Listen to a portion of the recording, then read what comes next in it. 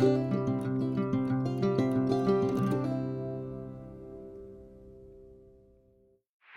Bridge पर based जो apparatus हैं जो हमारे कोर्स में है वो दो हैं, एक है मीटर ब्रिज, एक है पीओ बॉक्स।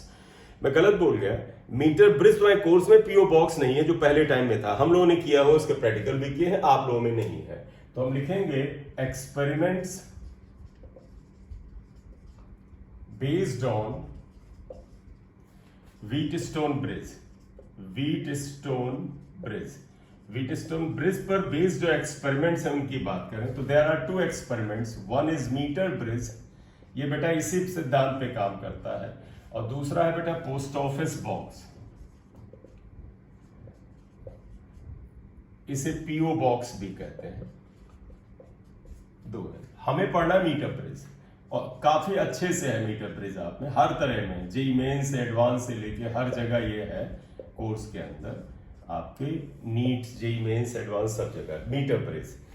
नाम से क्लियर बेटा, मीटर ब्रिज का काम क्या है, अगर आपने 12th में थोड़ा भी प्रैक्टिकल किया हो तो बेटा जानते क्या होता है, मैं तुम्हें एक तार का टुकड़ा दे दूंगा, कुछ लंबा सा तार, आधा मीटर, लंबाई तो डिपेंड नहीं करती किसमें क्या है, एक अननोन वायर मैं आपको दे दूंगा और मैं कहूंगा भाई इसका रेजिस्टेंस जरा निकाल लो, तो तुम अगर मीटर ब्रिज तुम्हें प्रोवाइड कर दिया जाए तो इससे किसी अननोन रेजिस्टेंस को आप फाइंड आउट कर सकते हैं। तो इसका पहला पर्पस क्या है कि इसका काम है किसी अननोन रेजिस्टेंस को निकालना। दूसरी बात, इसे मीटर ब्रिज क्यों कहते हैं, इसमें 1 मीटर लॉन्ग वायर होता है जो कि कॉन्स्टेंटन, मैंगनीज, नाइक्रोम जैसे सब्सटेंसेस का होता है। उन सब्सटेंसेस की खूबी क्या थी बेटा, उनका अल्फा नेग्लिजिबल होता था और रो हाई होता था।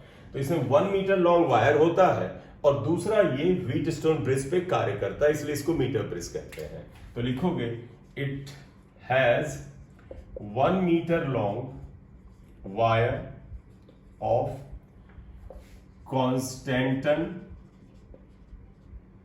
और मैंगनीज, आमतौर पर इन्हीं का लिया जाता है मैंगनीज। इनका क्या होता है, alpha is almost 0 and rho high होता है, and it is based on principle of Wheatstone bridge. तो इसका कहा जाए किस प्रिंसिपल पर बेस्ड है बेटा, तो व्हीटस्टोन ब्रिज पर बेस्ड है। बोलें क्लियर।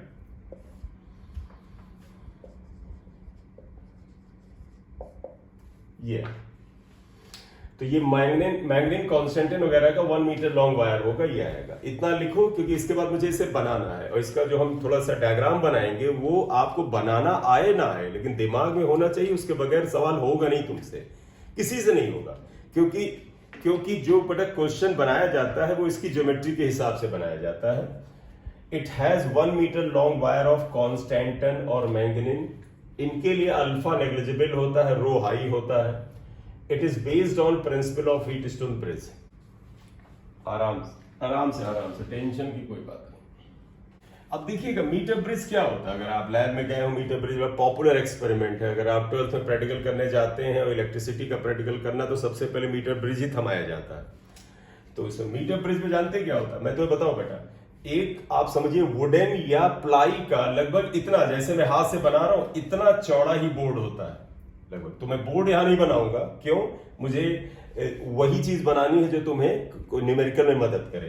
तो यहां लगभग बेटा 4 से 5 सेंटीमीटर चौड़ा और 1 मीटर लंबा एक प्लाई का बोर्ड होता है। उस प्लाई के बोर्ड में जो होगा वो, उसमें एक मैंगनीज या कॉन्स्टेंटन का 1 मीटर लॉन्ग वायर ऐसे फिक्स होगा।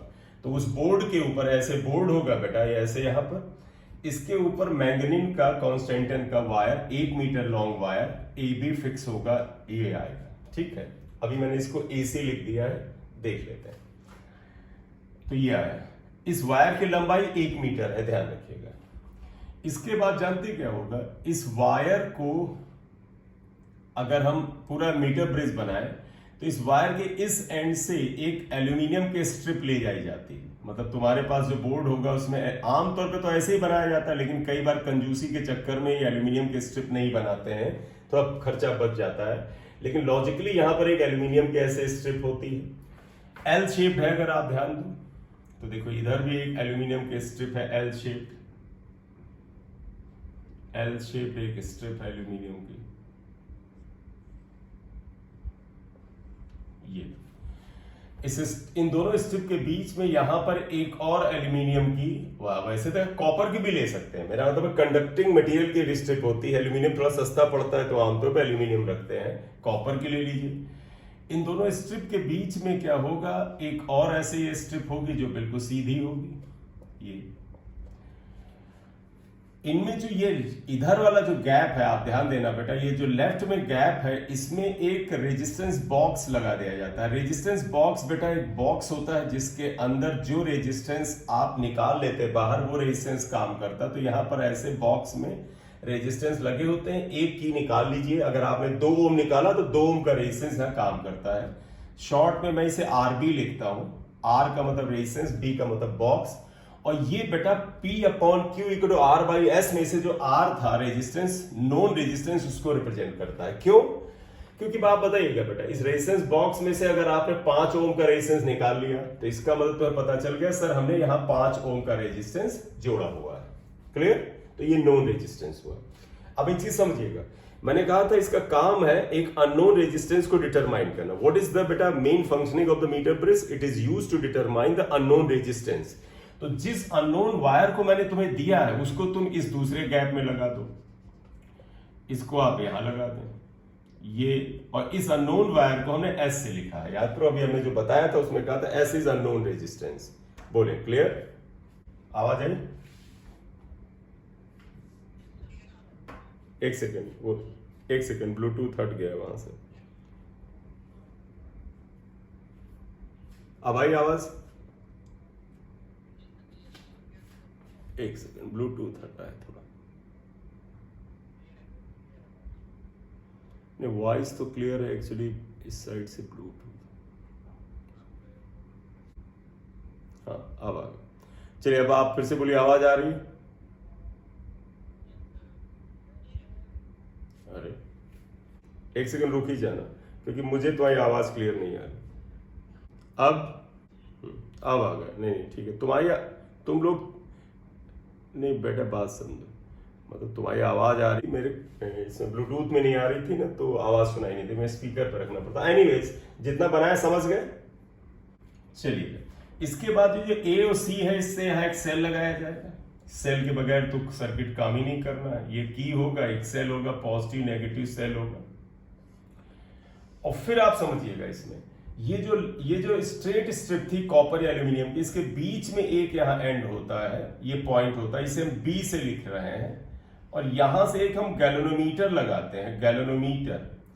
और गैल्वेनोमीटर ये हुआ, और यहां के दूसरे एंड से एक तार ले जाके जॉकी लगाते हैं, और जॉकी से इसको यहां टच करा करके नल पॉइंट फाइंड आउट करते हैं। नल पॉइंट का मतलब समझना, जॉकी कुछ नहीं, कंडक्टिंग ऐसे पेन टाइप का, जैसे ये नुकीला पोर्शन है ऐसे ही होता है। तो जैसे मैंने तार, मान लो ये कंडक्टर का बना होता आयरन का, तो हम ये तार लेगा यहां लगाते और फिर जॉकी को यहां पे टच करा के देखते कि भैया गैल्वेनोमीटर में 0 करंट जानी चाहिए।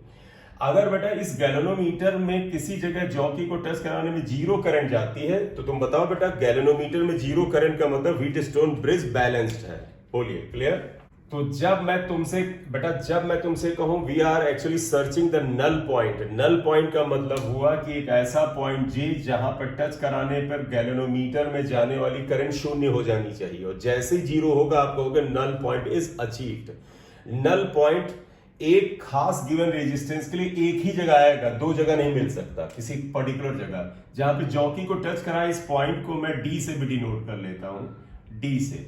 तुम कहोगे सर ये ABCD बेटा वो जो हमने वहां पर व्हीटस्टोन ब्रिज बनाया था उससे रिलेट कर रहे हैं, तो जॉकी का ही है।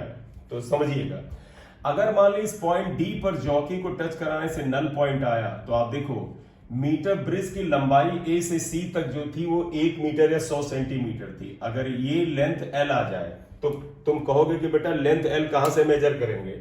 वो जो बेटा वुडन बोर्ड था उसके ऊपर एक मीटर स्केल लगी हुई होती है, वहां से ये लेंथ मेजर करोगे। अगर ये लेंथ L आ गई तो आपको पता ये वाली लेंथ 100 माइनस L आएगा। ये सेंटीमीटर में ले रहे हैं, 100 माइनस L से नहीं, डोंट स्पीक बेटा, बोलिए नहीं, ये आ जाएगा। तो आप बात समझ, अब जाएगा क्या हो रहा, आवाज नहीं आ रही क्लियर? ठीक है, क्या चीज बेटा?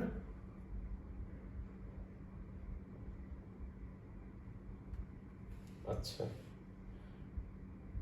अच्छा ठीक है, मतलब कुछ जगह जिन लोगों को प्रॉब्लम आ रही है बेटा आप रिजॉइन करो। देखो बेटा मैंने क्या बोला, अगर जॉकी को डी पे टच कराने में नल पॉइंट आएगा तो अगर इसकी लेंथ एल है तो यानी लेंथ 100 माइनस एल आएगा। We are actually taking values in centimetre, centimetre में ले रहा है। अब आप गौर से देखिएगा, ये आर है नोन रेजिस्टेंस, यहां से आपने निकाला था, आपको पता था कितना रेजिस्टेंस है। ये एस है अननोन है, आपको पता करना है। जहां पर जॉकी को टच कराने पे नल पॉइंट मिलता है तो देखो पूरा वायर जो ये 1 मीटर का था दो हिस्सों में बढ़ गया, एक ये एल लेंथ का और एक ये एल लेंथ के वायर का जो रेजिस्टेंस है ये पी के इक्विवेलेंट होता है, और ये जो 100 माइनस एल का रेजिस्टेंस है, यहां से यहां तक जो रेजिस्टेंस है इसे हम क्यू को इक्विवेलेंट मानते हैं। इसीलिए याद करो पीओ क्यू को रेशियो ऑर्म्स बोला गया था। क्यों? पीओक्यू के रेजिस्टेंस जो है इस वायर पर नल पॉइंट को फाइंड आउट करने के बाद जिस रेशियो में ये डिवाइड होता है उस रेशियो से मिलते हैं, that is why they are called ratio arms. बोलिए क्लियर है ये बात? चलिए डायग्राम बना लिया, आगे बढ़ाए कैलकुलेशन। जल्दी बनाना बेटा।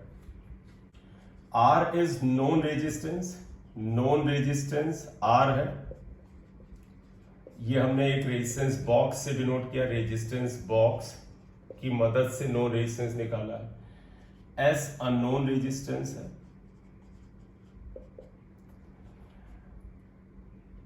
हम लिखते हैं इफ नल पॉइंट, अब मैं लिख रहा हूं देखिए, null point is obtained at D for length L. देखिएगा एक बार सुनिएगा, देयरफॉर रेजिस्टेंस, देखो बेटा रेजिस्टेंस पी अगर हम लिखें, फार्मूला ये लगा रहे हैं, देखिएगा रेजिस्टेंस का फार्मूला सबको याद है, आर इक्वल टू होता है रो एल बाई ए जानते हैं क्या बेटा? ये जो वायर है एसी, जैसे वायर होगा पतला सा, उसके जो थिकनेस है, एरिया ऑफ क्रॉस सेक्शन है वो ए है। यहां पर A is what? Area of cross section of the thin wire. तो आप समझिएगा बेटा, देखो आर रेजिस्टेंस है, उसकी जगह पी लिया है। रो किसी भी वायर की रेजिस्टिविटी तो पता मटेरियल पे डिपेंड करती है और वो कांस्टेंट होती है, टेम्परेचर पे ही मात्र बदलती है, तो रो की जगह रो लिख लो। एल बेटा इस वायर की लंबाई एल है तो एल की जगह एल लिख लो।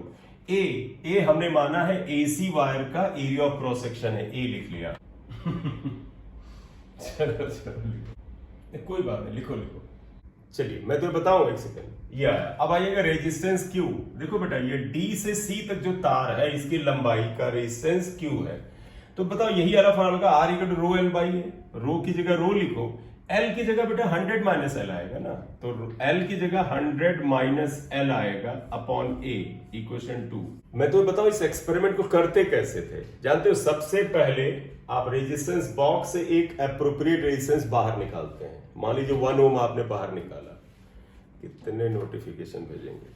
मान लीजिए 1 ओम का रेजिस्टेंस बाहर निकाला, तो first of all what we do, we take out 1 appropriate resistance of the resistance box, suppose 1 ohm, और उस रेजिस्टेंस के करेस्पॉन्डिंग अब हम जॉकी को टच करा करके नल पॉइंट फाइंड आउट करते हैं। अगर नल पॉइंट की लंबाई एल आती है तो एल आपको बता देगा कि पी का रेजिस्टेंस ये होगा, और 100 माइनस एल बताएगा क्यू का रेजिस्टेंस ये होगा। ये आ गया। अब तुम ध्यान रखना, आर आपको पता है, पी क्यू पता चल जाएगा। अभी देखना, बस एस हमें निकालना है, तो पर्पस है एस निकालना। तो आप लिखोगे since P upon Q equal to R by S है। बेटा मैं क्यों लिख रहा हूं P upon Q equal to R by S? क्योंकि देखो ये नल पॉइंट आया हुआ है। If null point is obtained, null point का मतलब है गैल्वेनोमीटर में कोई करंट नहीं है, इसका तो व्हीटस्टोन ब्रिज या मीटर ब्रिज बैलेंस्ड है। तो देखो P की जगह आप ये लिखो, देखो रो एल बाई ए, और Q की जगह लिखो rho 100 minus L by A equal to R by S. A से ए कैंसिल हुआ, रो से रो कैंसिल हुआ, तो आप देखो ये क्या आ जाता है, बताएं बेटा ये क्या आ जाएगा? L upon 100 minus L equal to R by S आएगा। हाँ कोई बात नहीं, बस बेटा S इक्वल टू क्या आ जाएगा? S equal to 100 minus L upon L into R आएगा। गौर से देखो बड़ा सिंपल से कैलकुलेशन आ जाता है, और ये क्या बताता है कि अगर नल पॉइंट L की वैल्यू रखी है तो L और L यहां रख के R unknown non resistance resistance box को आपको पता है S निकाल सकते हैं। एक चीज बताएं बेटा, बड़े ध्यान से सुनना, असल में जब आगे न्यूमेरिकल तुम्हें करने को आए तो P का रेजिस्टेंस मत निकालो, सीधे कहो sir P is proportional to L। Q का रेजिस्टेंस मत निकालो, कहो sir Q is proportional to 100 minus L। गौर से देखो, जहां पर ये P था देखो L आ गया है, और जहां Q था 100 माइनस L आ गया है। क्यों? क्योंकि resistance is proportional to length होता है, रो L बाई A। तो आगे से जब हम न्यूमेरिकल करेंगे तो हम फार्मूला ये जरूर लिखेंगे, लेकिन हम P की जगह बार बार इतना बवाल नहीं करेंगे, हम सीधे लेंथ लिख करके निकलेंगे आगे। ठीक है ना बेटा? तो अब आप समझिएगा, इस एक्सपेरिमेंट को जब हम ऑब्वियस से बात है लैब में करते हैं, तो लैब में हम एक डेटा या एक रीडिंग लेना तो परंपरा है नहीं, वहां कई लेते हैं। तो जानते क्या किया जाता है, एक बार रेजिस्टेंस बॉक्स से 1 ओम निकाल करके एस निकाला, फिर अगली बार यहां से 2 ओम का रेजिस्टेंस निकालिए, एल की वैल्यू बदल जाएगी। तो जब एल की नई वैल्यू, आर की नई वैल्यू रख करके एस नई निकालेंगे, इस तरह फिर नया रेजिस्टेंस निकालेंगे, फिर नया, इसलिए 5 क्या हुआ बेटा?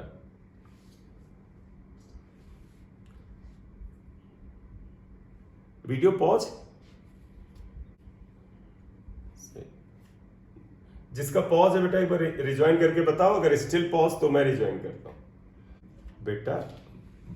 बेटा अरे मेरे भाई, इतने तो यार तुम मुझसे ज्यादा इस मामले में सिंसियर हो कि अगर बाकी बच्चों का आ रहा है इसका मतलब मेरी साइड से तो पॉज नहीं है।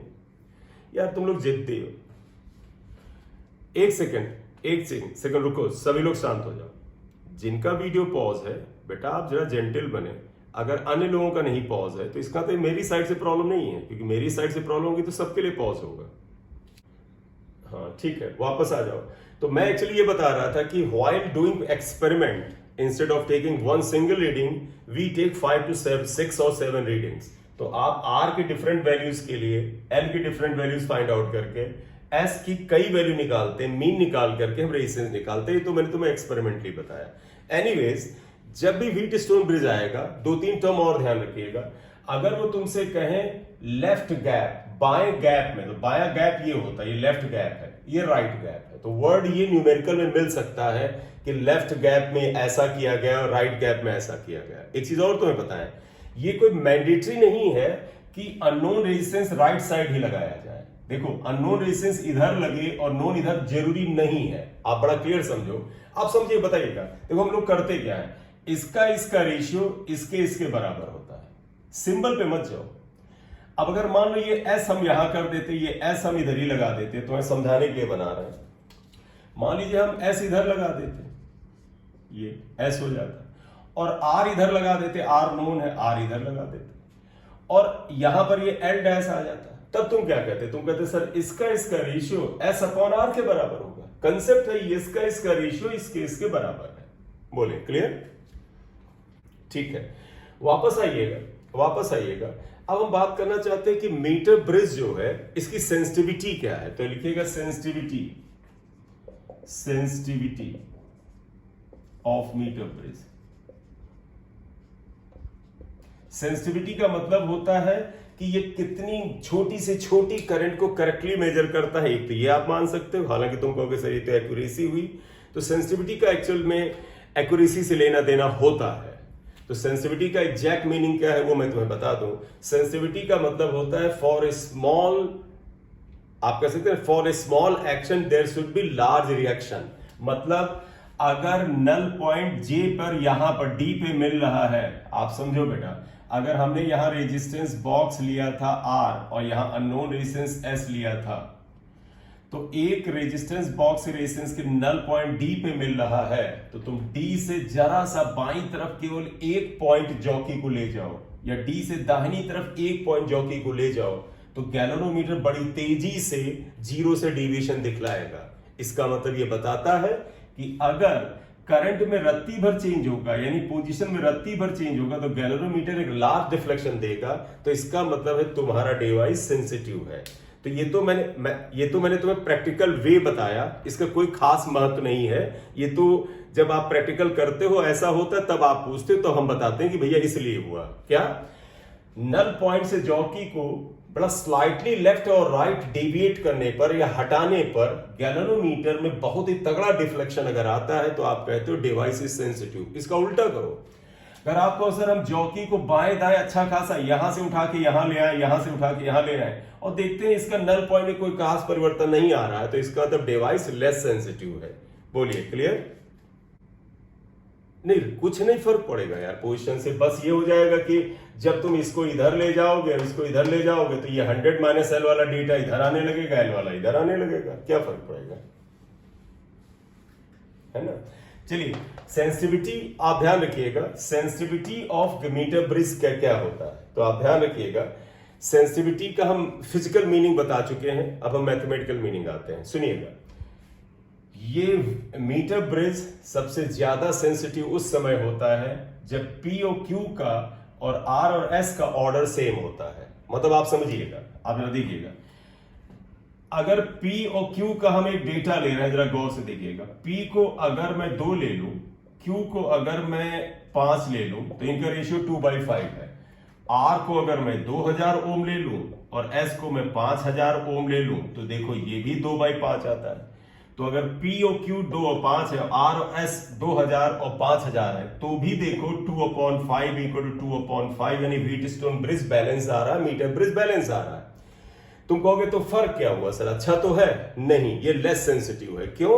सेंसिटिविटी की कंडीशन एक्सपेरिमेंटली देखी गई है कि POQ और RS का POQ और RS की वैल्यूज अगर सेम ऑर्डर की है, ऑर्डर मतलब समझना, 2 का मतलब होता है 2 × 10 पावर 0, 5 का मतलब 5 × 10 पावर 0, लेकिन ये कितना है? 2 × 10 पावर 3 है। 2000 का मतलब क्या हुआ? 10 पावर 3। 5000 का मतलब क्या हुआ? 5 × 10 पावर 3।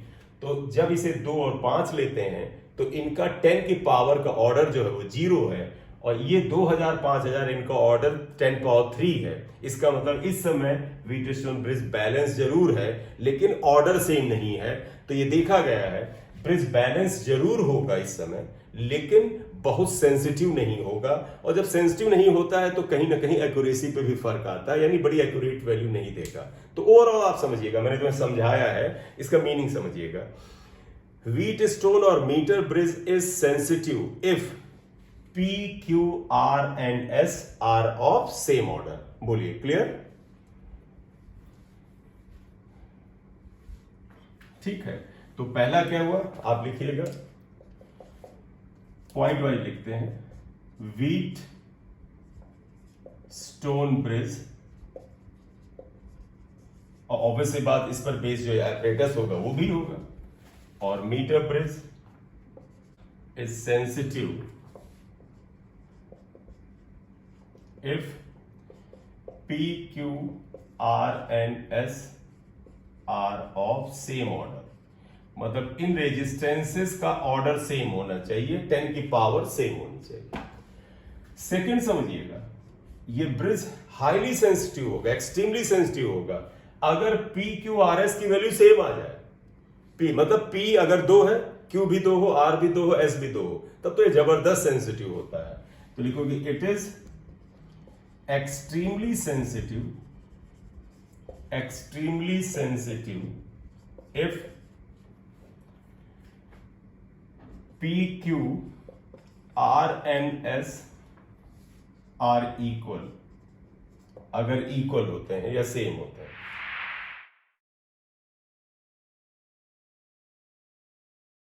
ये 15 ओम है, इसे एक स्ट्रेट वायर ले रखा है, इसके ऊपर टच कराया गया, यानी इसके कनेक्ट कर रखा है, ये गैल्वेनोमीटर है, और यहां जॉकी से टच कराया गया बी पॉइंट पर, और एक सेल लगाया गया है ये। तो देखिए क्वेश्चन क्या है, देखो इसमें इन्होंने क्या बोला है कि एक metre bridge is shown here, तो क्वेश्चन में क्या करें, a metre bridge shown is here, these are two resistances 10 and 15 ohm, cell is connected here, ये AB है, सॉरी ये AC है, ये आपको दिख रहा है। कहते हैं find out AB for the null deflection in galvanometer, ये कहते हैं फाइंड आउट AB का मतलब है AB की लंबाई फॉर नो डिफ्लेक्शन या नल डिफ्लेक्शन इन गैल्वेनोमीटर। ये गैल्वेनोमीटर के लिए आप सिर्फ ऐसे लिखते हैं। चलिए बोलिए क्या कहते हैं ये, सुनिएगा बेटा, मैं कर दूंगा, 2 लाइन का मामला है, चिंता न करो। इन्होंने मीटर ब्रिज बोला है, कहते हैं AB की लेंथ बताओ। अब आप समझिएगा, कहते फाइंड आउट ए बी। मान ले ए बी की लेंथ जो है वो एल के बराबर। ध्यान रखना AC मीटर ब्रिज का वायर है, तो इसका मतलब ये 100 माइनस एल होगा, क्योंकि इसकी लंबाई 1 ही मीटर होती है। तो ध्यान रखिएगा, it is a metre bridge, length AC is 100 centimetre. अब आप रहोगे फॉर सोल्यूशन में, अगर आप आइए, किसी का माइक खुला है बंद कर दो बेटा। फॉर बैलेंस ब्रिज, सभी को पता है एक चीज पता है, तुम्हें आदत है तो तुम ये लिख लो, बहुत आदत तुम्हें P upon Q R by S है। इसमें याद करो, हम इसे P लेते थे, इसे Q लेते थे, तो इसे R मानते थे, इसे S मानते थे। अदरवाइज मुझे करना हो तो मैं सीधे इसका रेशियो इसके बराबर है। तो आप क्या लिखोगे, देखो P की जगह लिख दोगे L, Q की जगह लिख दोगे 100 माइनस L, R की जगह 15, S की जगह 10, ये कैंसिल हुआ 3 2। तो आप देखिएगा 2L इज इक्वल टू बेटा 300 माइनस 3L, तो 5L इज इक्वल टू 300। तो L इक्वल टू कितना आ जाएगा बेटा, 60 सेंटीमीटर। ठीक, बोलो हो जाएगा। जो लोग इसे कर सकते हैं खुद ट्राई करें। देखो एक क्वेश्चन ये कर रहे हैं, मैं डायग्राम बना रही हूं। इन्होंने क्या बोला, in metre bridge experiment the null point is obtained at an value of unknown resistance x बताना है, इन्होंने पूछा है। तो देखो इन्होंने एक मीटर ब्रिज बनाया, एक लेफ्ट गैप है। जी भैया, बार बार तुम लोगों को, हर आदमी को मैं अलग से कैसे बताऊं बेटा, एक बात कही गई बात सभी के लिए है। ये R1 इक्वल टू इन्होंने 10 ओम दे रखा है,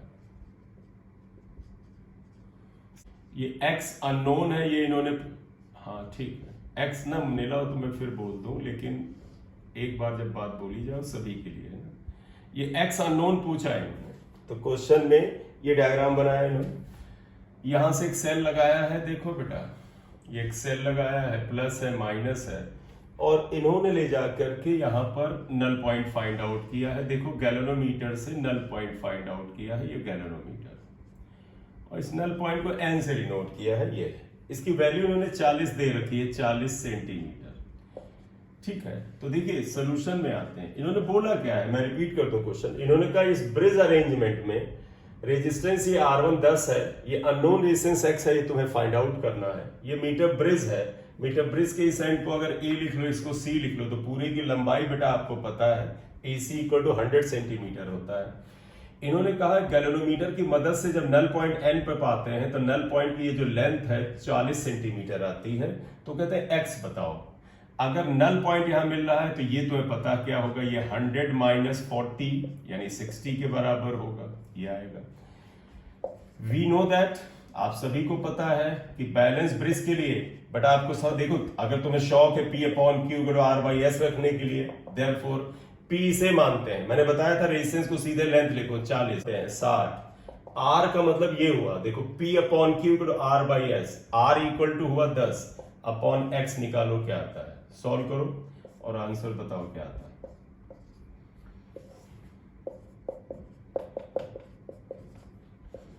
तो x इज इक्वल 30/2, 15 आ रहा क्या,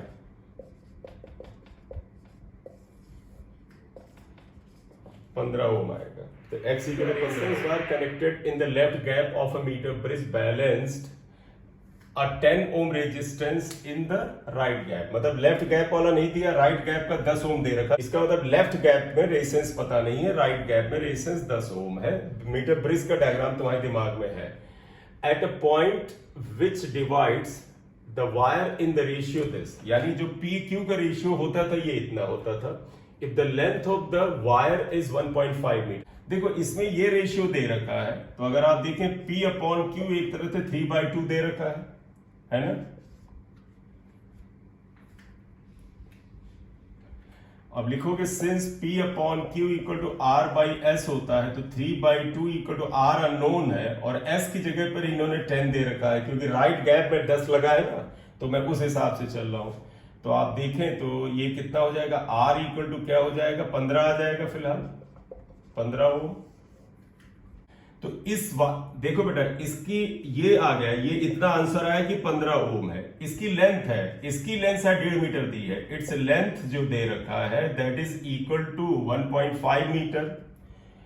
तो इन्होंने कहा है कि 1 ओम की रेजिस्टेंस बताओ, लेंथ बताओ। देखो since R is proportional to L होता है, इसलिए R1 by R2 equal to L1 by L2 होता है। R1 का मतलब 15 ओम, R2 का मतलब 1 ओम, L1 का मतलब 1.5 मीटर, L2 का मतलब क्या आएगा, तो L2 equal to 1.5 by 15, 1 by 10 आ जाएगा ना। L2 कितना आ रहा बेटा, लेंथ कितनी आ रही है, 10 सेंटीमीटर है ना, तो 1 बाई 10 मीटर आएगा, इसका मतलब 100 बाई 10 सेंटीमीटर, तो 10 सेंटीमीटर लंबाई। ये कह रहा अपने व्हीट स्टोन के नॉलेज से ये अननोन निकालो। फिर तो क्वेश्चन सुनो बेटा, फिर तो क्वेश्चन दूसरे जोन में जा रहा कि अगर इसकी लंबाई 1.5 मीटर है तो 1 ओम की लंबाई बताओ, तो तुम लिखो R is proportional to L। ये आ गया, बोलो बेटा। चलिएगा एक सेकंड, मैं हम मॉड्यूल में ये 2020 का बता रहा है, 2020 में आया है ना। हाँ चलो, वेट बस हो गया। अब ये क्वेश्चन नंबर ये सब इनसे पूछ लो, मैं एक बार इसे फिर से बता देता हूं। जो देखो बेटा, और अगर मॉड्यूल में नहीं है तो क्वेश्चन पूरा लिखा है बेटे, क्या जरूरत है मॉड्यूल में पढ़ने के लिए, कोई सहारा मिलता है क्या वहां से, आंसर पीछे से मैच कर ले तो। अरे मेरे बच्चे, मॉड्यूल में ना भी है तो पूरा क्वेश्चन लिख दिया ना। देखो क्वेश्चन क्या कहता है, एक बार सभी लोग देखिएगा। A resistance wire connected in the left gap of a metre bridge balanced a 10 ohm resistance in the right gap at a point which divides the bridge in the ratio 3:2। तो ये क्या कहते हैं, एक मीटर ब्रिज में left gap में एक wire लगाया गया है, पता नहीं वो क्या है। कहते हैं वो जब दाहिने साइड वाला गैप में 10 ओम का रेजिस्टेंस लगाए तो उसे बैलेंस कर लेता है, और जब बैलेंस करता है जहां पर जॉकी टच कराते हैं उस जगह रेशियो 3:2 हो। फिर कहते हैं length of the resistance wire is 1.5 meter, यानी ये जो लेफ्ट गैप में रेजिस्टेंस है जो अननोन है, इसकी लंबाई अगर 1.5 मीटर है तो एक बताओ कि 1 ओम रेजिस्टेंस, यानी जो लेफ्ट गैप में रेजिस्टेंस कनेक्टेड है, इसकी अगर 1 ओम रेजिस्टेंस ले लिया जाए तो उसका लेंथ क्या होगा। तो पहले तो मीटर ब्रिज के कंसेप्ट से आइए। देखो क्योंकि इस रेशियो में डिवाइड किया तो तुम्हें मैंने बताया था रेशियो आर्म्स क्या होती, पी ओ क्यू, इसका तो पी अपॉन क्यू 3/2 दे रखा है।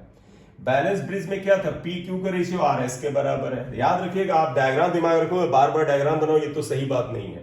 तुम्हें याद होगा इधर वायर पी होता था, ये क्यू होता था, तो इधर ऊपर आर था, ये एस था, तो लेफ्ट में आर था तो उसी को लिखा P upon Q R by S, इसी का 3/2 लिखा। आर वो लेफ्ट गैप वाला रेजिस्टेंस आएगा, और राइट गैप वाला रेजिस्टेंस ये 10 हुआ, यहां से आर आ गया। इन्होंने कहा 15 ओम जो रेजिस्टेंस लेफ्ट गैप में था, इसकी लंबाई जो 1.5 मीटर है ये, तो 1 ओम की लंबाई बताओ। अब आ जाएगा इट्स लेंथ इज 1.5। तो पता है रेजिस्टेंस और लेंथ में डायरेक्ट का रिश्ता होता है, R equal to rho L by A होता है ना बेटा, तो R is proportional to L. Formula बन गया R1 by R2 equal to L1 by L2।